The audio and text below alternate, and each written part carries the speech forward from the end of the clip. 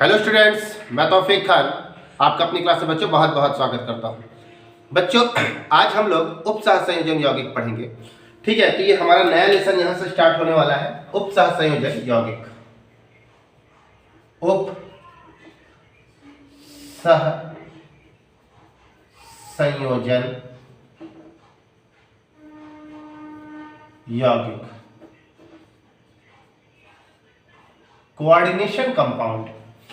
ये लेसन 9 है first book का। ठीक है, क्लास 12। तो बच्चों, सबसे पहले मैं आपको इसका एक परिचय देता हूँ। कुछ जानकारी मैं आपको देना चाह रहा हूँ, आपकी जानकारियों को जोड़ रहा हूँ। आपको बंधों के प्रकार पता है, जैसे कि आयनिक बंध, जैसा कि सहसंयोजी बंध, उसी प्रकार है एक उप सहसंयोजी बंध। ये लेसन 9 का एक बहुत ही महत्वपूर्ण टॉपिक है। तो चलिए, सबसे पहले हम आज की इस वीडियो में सिर्फ परिचय ही जानेंगे, बहुत लंबी चौड़ी बात नहीं करेंगे, ताकि आप उसे सीखें। ठीक है, इसके बाद जो हमारी अगली वीडियो होगी वो धीरे धीरे आगे की ओर कंप्लीट बढ़ेगी। तो फिलहाल आज की इस वीडियो में सिर्फ हम परिचय देखते हैं उप सहसंयोजन यौगिक। इसके अलावा एक और शब्द लेते हैं, उप सहसंयोजन रासायनिक या उप सहसंयोजन रसायन। ठीक है, रसायन।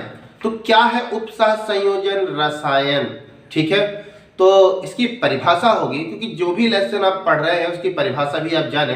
तो हमारे पास जो ये लेसन है उप सहसंयोजन यौगिक, इसकी डेफिनेशन कैसे देंगे आप कहेंगे रसायन विज्ञान की वह शाखा जिसके अंतर्गत उप सहसंयोजन यौगिकों का अध्ययन किया जाता है, उसे ही हम उप सहसंयोजन रसायन कहते हैं। ठीक है, कोऑर्डिनेटिंग केमिस्ट्री कहते हैं। तो बच्चों, इसके बाद फिर बारी आती है उप सहसंयोजन यौगिक क्या है। तो ऐसा कंपाउंड जिस कंपाउंड में उप सहसंयोजन बंध पाए जाते हैं, उसे ही हम उप सहसंयोजन यौगिक कहते हैं।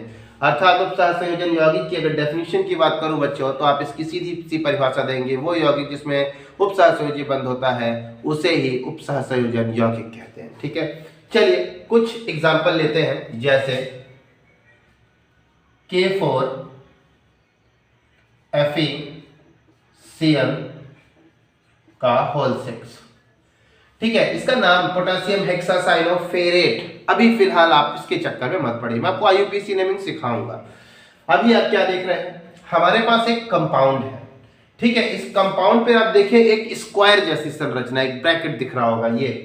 ठीक है, ये क्या दर्शा रहा है, ये दर्शा रहा है कि ये यहाँ पर इनके बीच उप सहसंयोजन यौगिक बना है, यानी कि यहाँ पर ये एक उप सहसंयोजन यौगिक है। अर्थात इनमें कहीं ना कहीं, यानी कि धातु के साथ कोई ना कोई जो समूह जुड़े हुए हैं वो उप सहसंयोजन बंध के द्वारा जुड़े हुए हैं। ठीक है, तो आप बच्चों बिल्कुल समझ रहे होंगे कि ऐसे सारे कंपाउंड जो आप देखें जिसमें स्क्वायर जैसी संरचना जहां पर भी दिखाई दे, तो समझ लीजिए वो उप सहसंयोजन बंध को प्रदर्शित कर रहे हैं।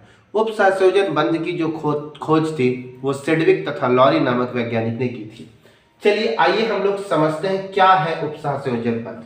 उप सहसंयोजन बंध है क्या? ठीक है बच्चे, जब कभी कोई भी परमाणु ठीक है अपने इलेक्ट्रॉन युग्म को किसी दूसरे परमाणु को प्रदान करता है, देता है, शेयर करता है, और जो इलेक्ट्रॉन देगा, जो शेयर करेगा, वो दोनों के लिए होगा। ठीक है, तो शेयर करने से, इलेक्ट्रॉनों की शेयरिंग से जो बॉन्ड बनता है उसे ही बच्चों उप सहसंयोजन बंध कहते हैं। एक एग्जांपल लेता हूं आपके सामने। बेटा, जैसे है हमारे पास ए, मान लीजिए इसके पास लोन पेयर है। ठीक है, इसने किसी दूसरे परमाणु C के साथ बॉन्ड बनाना है, तो क्या करेगा, ये अपना जो है ना, ये लोन पेयर इसे डोनेट कर देगा इस प्रकार। तो ये लोन पेयर इसे डोनेट कर रहा है, तो ऐसा नहीं है कि ये लोन पेयर इसे दे रहा है, नहीं, बल्कि ये लोन पेयर के द्वारा इसके बीच में एक आकर्षण बनाएगा, और जो इलेक्ट्रॉन लग रहे हैं इस आकर्षण में वो दोनों के लिए शेयर होंगे। अर्थात कुछ इस प्रकार, ये देखिए इस प्रकार। तो ये इसका भी माना जाएगा बच्चों और इसका भी माना जाएगा। ठीक है, इसका मतलब ऐसा बंध जिसमें कोई परमाणु, ठीक है, दाता जिसे बोल सकते हैं, जो इलेक्ट्रॉन देगा, जिसमें कोई दाता परमाणु अपने इलेक्ट्रॉन युग्म को किसी अन्य परमाणु को शेयर करता है, देता है, तथा उनके द्वारा उन दोनों के बीच में जो एक आकर्षण बनता है उसे ही उप सहसंयोजन यौगिक कहते हैं। ठीक है, चलिए कुछ बातें करते हैं, कुछ एग्जाम्पल देखते हैं। जैसे बच्चों अगर हम बात करें, हाँ कंडीशन एक ये भी अप्लाई है कि सभी परमाणु सबसे पहले तुरंत ही अपने इलेक्ट्रॉन युग्म को नहीं देते।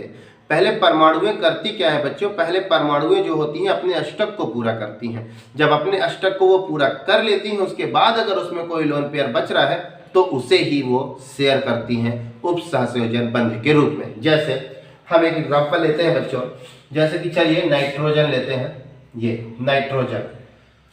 तो नाइट्रोजन का परमाणु क्रमांक है बच्चों 7, इसका इलेक्ट्रॉनिक विन्यास होता है 2 5, 1 2 3 4 5।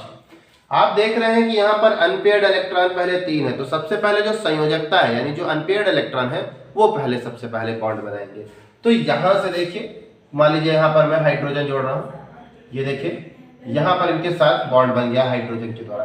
अब बच्चों क्या है ना, अब इसके पास यहाँ पर देखिए ऑक्टेट इसका कंप्लीट हो गया। देख लीजिए 2 2 4 2 6 2 8 उनके ऑक्टेट पूरे हो गए।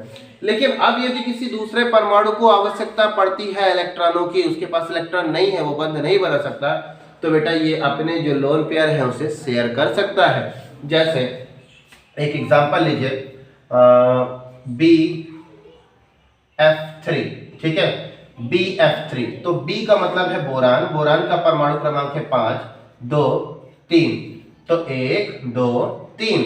बच्चों मैंने F जोड़ा है, ये देखिए F यहाँ पर मैंने जोड़ दिया। तो अब क्या देख रहे हैं आप, इसके भी ऑक्टेट पूरे नहीं है, ठीक है, 2 2 4 2 6। तो हो सकता है अगर आवश्यकता पड़ रही है तो ये लोन पेयर जो है बच्चों इसे डोनेट हो जाएंगे और इनके साथ एक बंध बन जाएगा। तो यहाँ पर लोन पेयर के द्वारा यहाँ पर इलेक्ट्रॉन दिया गया। तो ऐसा नहीं है कि ये इलेक्ट्रॉन जाकर यहाँ पे शिफ्ट हो गए, ऐसा नहीं है।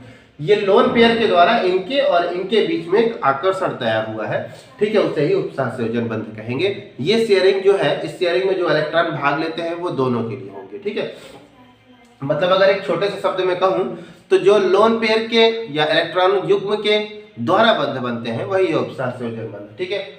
और एग्जांपल देखते हैं बच्चों, जैसे कि नाइट्रोजन इन 3 हाइड्रोजन के साथ बॉन्ड शेयर करके रखा है, ठीक है। मान लीजिए कोई हमारा एक परमाणु है हाइड्रोजन। अब ये हाइड्रोजन के बाहरी कोश में एक इलेक्ट्रॉन है, लेकिन इसने एक इलेक्ट्रॉन मुक्त कर दिए हैं, बाहर निकाल दिए हैं, तो इसके ऊपर आ गया प्लस। इसका मतलब है बच्चों कि अब हाइड्रोजन बंध नहीं बना सकता। तो इसका मतलब ये बंध नहीं बना सकता, तो ये अपने 2 इलेक्ट्रॉन यहाँ साझा देगा इसके साथ और इनके साथ यहाँ पर एक बॉन्ड तैयार हो जाएगा, ठीक है। तो उपसहसंयोजन बंध इस प्रकार बनता है, ठीक है।